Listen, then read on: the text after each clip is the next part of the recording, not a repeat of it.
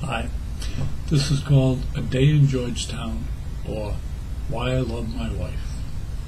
Okay, so it didn't start out as the best planned vacation my wife Pat and I have ever experienced. It was April, and we were in Washington. A very hot early spell meant the cherry blossoms, one of the reasons we chose DC, had already passed.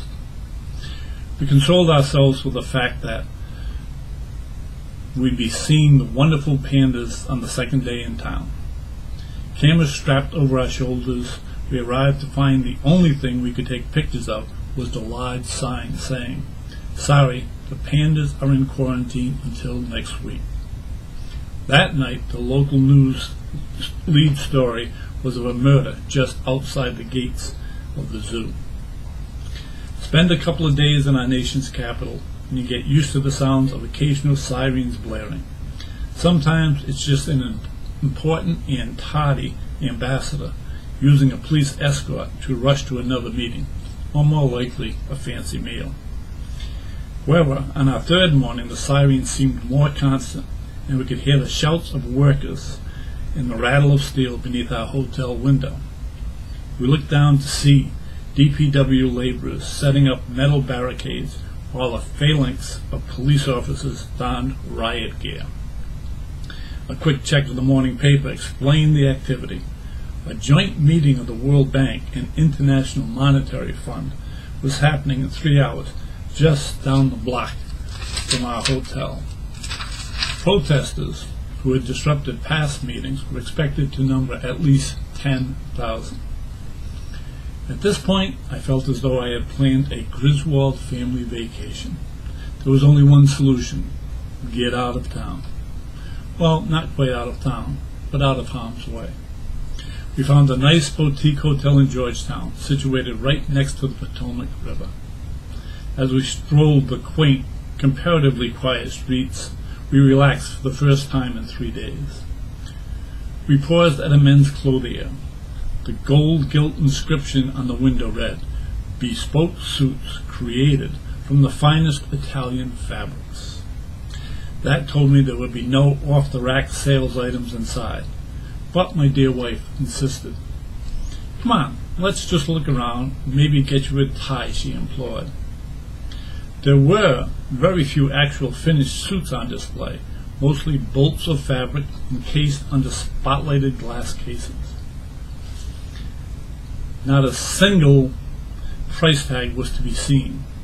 Two gentlemen sitting towards the rear of the establishment seemed reluctant to end their conversation to assist us. Perhaps my cotton Docker pants sent them a message.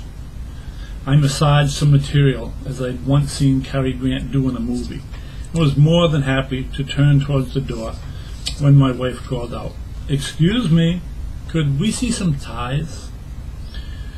With a world-weary expression, the dapper dandy brought us to a large chest of drawers. There were no ordinary tie racks here. He languidly slid open one of the drawers. A neat platoon of ties were perfectly folded on the velvet lining of the display drawer. "Oh, can we look at this one, please?" my wife asked. The gentleman removed the tie as if he were handling a time bomb, and seemed to actually hesitate before giving it to my wife.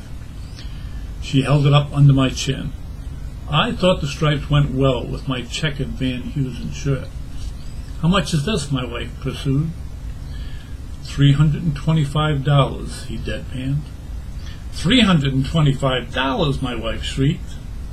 "Yes, our ties begin at $300 and go up from there," he happily gloated. "Well, we're just from a small town in Rhode Island," she explained. "That's how much we pay for a suit," she unabashedly continued.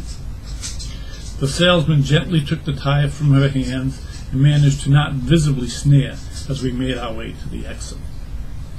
The next day, having recovered from sticker shock, we planned another stroll in a different part of this wonderful neighborhood.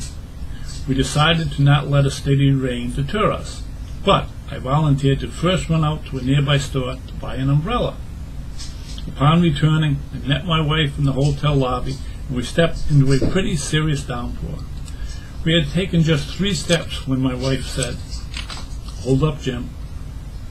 She had spotted a homeless man further down the block walking in our direction. He had the tattered, layered look of a down-on-his-luck street person. He wore one scruffy boot, and his other foot was encased merely by several dirty socks. However, his face was split by a gap-toothed grin as he jaunted, seemingly oblivious to the rain towards us. His stride seemed purposeful. "Let me have the umbrella," Pat instructed. "Huh?" "Let me have the umbrella, Jim. When she uses my name, I know it's serious." I also finally figured out her intentions.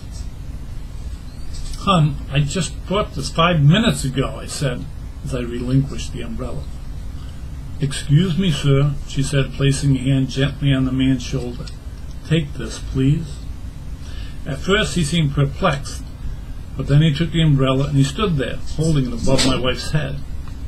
No, it's for you." "It's pouring out," she explained. His smile widened, and his gait became almost jolly as he walked away, the umbrella tilted at a jaunty angle. I thought of Chaplin's Little Tramp. Pat went back under the protection of the hotel's entranceway as I head back to the store to buy my second umbrella in 10 minutes. As I walked, I thought, that's why I love this woman. She knows how to handle snooty salesmen and those completely down on their luck. I also thought, thank God the umbrella wasn't made out of fine Italian fabric.